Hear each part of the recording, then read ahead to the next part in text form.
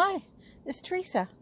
Well, boys, I survived my trip to Fogo, right? Just barely. Well, not that, you know, it was really lovely down there. I got to say I had a lot of fun and saw some beautiful scenery, and it was just so nice and peaceful, right? When Mother wasn't complaining, it was. Right, but that's you know, to be expected. Anyway, my sister came out the weekend, so that was nice. But when she was here, we went for a drive, and she got out in the car. The car was making all kinds of noises, right? And I said, "Mother, what are you doing?" And she said, "What's that? What's that?" And I said, "You got your parking brake on." And she goes, "What's a parking brake?" Now, boss, you knows yourself, right? Anyway, it was only last week she asked me where I keeps my ice cream. Now, see, you wonders where it comes from, right? Anyway, I should have known better, because I'll tell you a story now. When I was living in Ontario, my sister come to visit me, and she goes, and we're driving into the city, and she goes, "You know what? I've always wanted to drive on the 401. Can I drive on the 401? And I'm like, well, you know, she's a bit of a nervous driver, so I was like, well, you know, I'm not sure, but like, you got to make sure that you can't get nervous. You can't panic, because you're not going to be able to pull over on the side of the road. When you get on the 401, you're on the 401 until you get off it." And she goes, "Yeah." And I was like, "You got to be able to make lane changes with like lots of traffic coming really, really fast." And she goes, "Yeah." She goes, "I think I can do it. It's just something I've always wanted to try."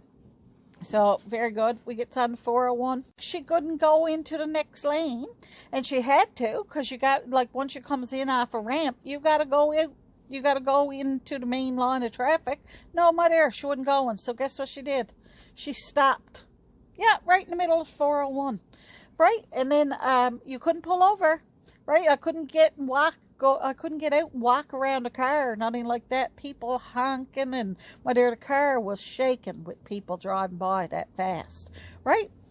Well, my dear, I had to climb over the seat to get into the driver's seat, and then try to figure out how I was going to start up in the middle of nowhere. But anyway, we got out of it. And, you know, she denies that now. Not denies it, but she don't remember it happened.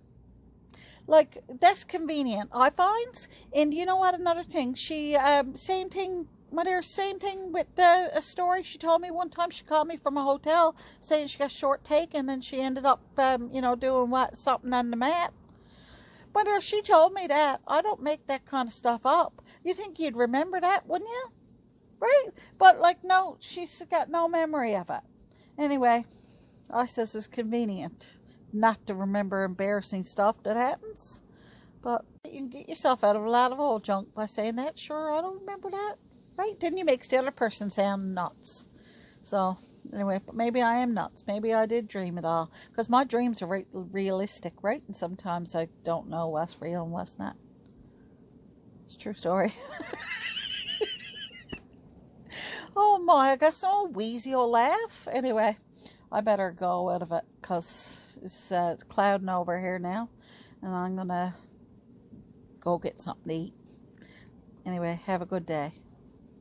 Jennifer, remember, tell them the story about how you pooped on the blanket at the hotel one time. Oh, no. No, What? when you ran to, remember you got short taken and you ran to the bathroom? I can't remember. Me or Jason? No, and you called me and you said, "Oh my God, I just pooped on the bathroom mat in the hotel."